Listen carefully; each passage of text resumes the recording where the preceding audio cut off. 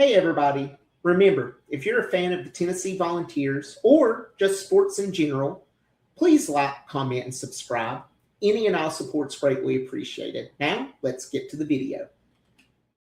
Hey guys, how's it going? Happy Friday. Hope you're all doing well.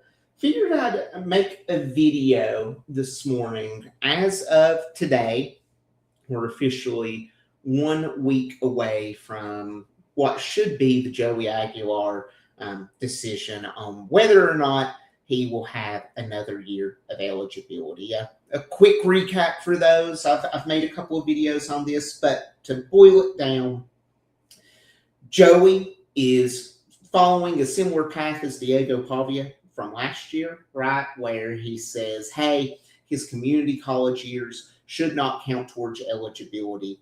There is precedent that has been set with Diego Pavia where the judge in that case said, hey, your time in community college does not count towards your overall eligibility. And so Joey is saying, hey, essentially, this precedent exists. I fall into that bucket. I should be treated the same way.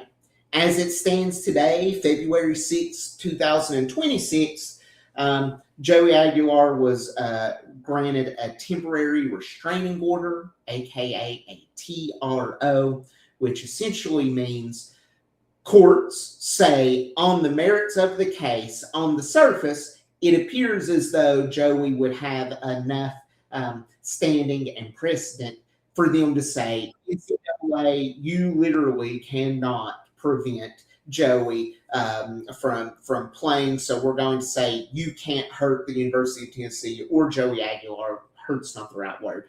Punish or otherwise harm them until we hear this case in person, which will be February 13th. So we'll see how that shakes out. We'll have a video on that and we'll go through that. But really, the essence of today's video, I wanted to dig into if Joey is granted that extra year of eligibility, what I think that means for us and what I think that means for our football program next year. Because whether you like it or not, I've heard a lot of people saying, give the young guys a shot, which I completely get. I'm not against that. But we're Tennessee fans. We're hungry. We want wins. We weren't satisfied with just 8 wins this year, right? Now, imagine if you regress again with a redshirt freshman or a true freshman quarterback and you win 7 games or 6 games, or God forbid, less. I would assume your composure and your sense about the situation of letting a young guy get the reps, it's probably going to be out the door, especially when we go through the schedule here in a minute around week 5. So patience is nice in the off season. You know, we're all hopeful. We're all optimistic. But when you're in the throes of the season, you certainly want a quarterback who's experienced, who knows how to win, and who knows the system. So let's dive into it here. The first thing I wanted to overview here is just like the general statistics or the general performance around Joey this last year. And it was evident early on, Joey knows how to really throw a long ball, right? So there were huge games. I think most of us are going to think of that Georgia game, right, where him and Brazzell were just almost unstoppable. It was very eerily similar to that game that Hendon Hooker and Jalen Hyatt had against Alabama, except in this instance, we lost due to some special teams mishaps and some conservative play calling at the very end. But I digress there. That game's over. But overall, 24 touchdowns, 10 interceptions. So when Joey came on as the quarterback, people warned us. They said, you know, he's a gunslinger, and with a gunslinger, you're going to get some interceptions. You're going to get a lot of touchdowns too. And that's exactly what we saw, right? We saw games with multiple touchdowns thrown. Also, we saw games with multiple interceptions. Oklahoma comes to mind. Alabama, that super costly turnover at the goal line as we were getting ready to go into halftime. You know, that's not exactly all on Joey. That's a play call, but again, just something to be aware of. But the fact of the matter is, Joey was able to operate this offense relatively efficiently Throughout the year, he was competent. Yes, there were mistakes, but overall, I would say he is a good Tennessee quarterback, and that was on limited experience. If we think about the trajectory of Hendon Hooker, he came in. What Hendon Hooker was in year one compared to year two were two completely different things. Both were were good quarterbacks, but year two Hooker was obviously much better than year one Hooker. And I argue that year two Joey would be significantly better than year one Joey. So that's what I'm really getting at here is being in Josh Heupel's system, being able to grow, being able to develop, being familiar with the personnel, with the play calls. This is only going to help us. And that leads to the second part of the video.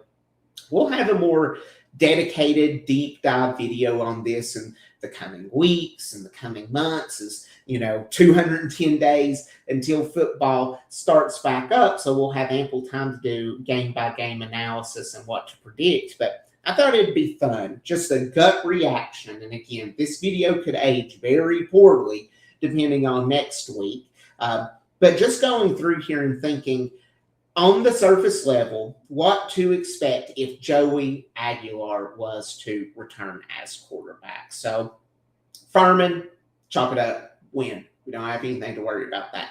Georgia Tech, they saw some key departures. This will be an Atlanta-based game. However, I truly believe the mismatch between ACC skill and SEC skill, yes, even though the ACC was represented in the national championship, I think Tennessee would actually go through here and throttle Georgia Tech. Wouldn't be surprised if Tennessee was more than a 5.5, 6.5 point favorite. And again, we'll see where that shakes out. Depends who's quarterback. But if Joey's quarterback, I see us being more than likely a touchdown, if not slightly more favorite.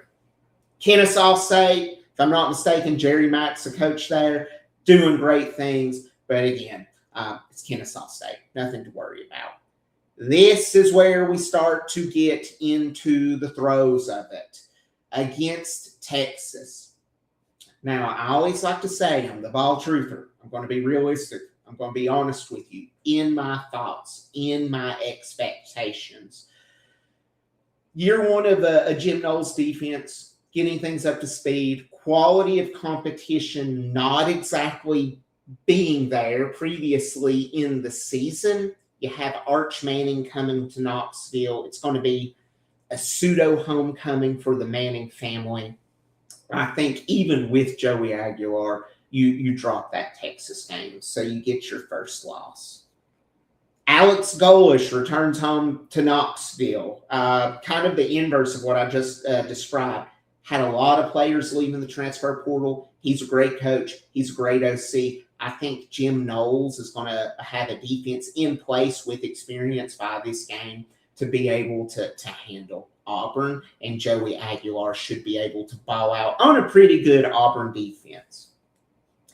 At Arkansas, a couple of years ago, we tripped up against them. Last year was a little tricky. They have Ryan Satterfield, if I'm not mistaken, coming in and being head coach there from Memphis. Pretty good coach. But again, similar to Auburn, they're getting things up to speed. They're going to be bringing in new players, implementing a new system. I feel very confident that we'll be able to get a win at Arkansas. Next up, we have versus Alabama. We get Alabama at home. Last year's game was closer than the score appeared. Again, a costly turnover going into halftime. Tennessee fought back in the second half. We just couldn't get it going. I truly do think that Jim Knowles' defense, by now, if healthy, we should be up to speed. Joey Aguilar can throw against Alabama. He did throw against Alabama. I think Tennessee gets their revenge. And I think by this point, Kalen DeBoer is pretty firmly on the hot seat for dropping another one to Tennessee. At South Carolina, I know some people, ever since 2022, spooky, they're scared, they get worried about South Carolina. Shane Beamer is not a good coach. unless he's buying signs from, the Connor Stallions up at Michigan. So Tennessee, unless this is a night game, if it's a night game, it changes the math a little bit, but I fully anticipate Tennessee with Joey Aguilar at the helm to go in and blast South Carolina. At home against Kentucky, guys, we don't have to spend a lot of time on this. I know people are excited about Will Stein.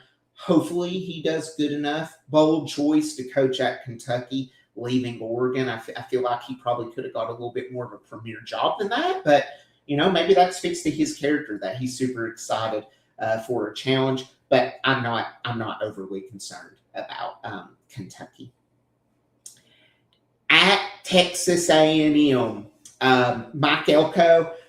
This team, I know early on, stop me if you've heard this before. Oh my gosh, Texas A&M, so good. They're great. They're awesome. And then they have an absolute collapse. They should have lost to South Carolina. They did lose to Texas, and they did lose to Miami. I think by this point in the season, odds are things have went against Mike Elko and co. And I feel confident that Tennessee with Joey Aguilar on the road, by this point, this guy's played in the SEC road environments. I've been to College Station. It's unlike really any stadium I've ever been to before, but I feel pretty confident that with Joey Aguilar at the helm, we'd go in and get the win. November 21st, LSU returns home. Lane Kiffin. Listen, I'm going to be realistic. Lane Kiffin's a hell of a coach. He has a chip on his shoulder against Tennessee. I do think with Sam Leavitt, with the class that he put together, I would not be surprised if this is a night game. I'm going to go Tennessee, but we know how the SEC likes to shade us, and we'll probably make it like a 3:30 or 4 o'clock kickoff. So with that being said, I'm going to say LSU wins. That's our second loss. And then finally, sorry, Vandy, Clark Lee's still there, but Diego Pavia is not. You're not going to get rescued and get bailed out. I think Vanderbilt's going to come crashing back down to reality. Could be completely wrong there, so we'll see. But I do think Vanderbilt is a win. So with that being said, guys, the overarching message, and I like to be realistic, I'm always very direct and honest about this stuff, is I feel that Tennessee is a 10-2, maybe an 11-1 win team with Joey Aguilar at the helm. So this upcoming case next Friday is going to be huge for our program and huge for the trajectory of our program. Joey deserves another year. I hope he gets another year. But you put down in the comments, what do you think? Let me know what you think, and I look forward to reading those comments. Thanks again for stopping in today. And remember, if you like this content, I can't ask enough. Please like, comment, and subscribe. Any and all support's greatly appreciated. And as always, go Vols!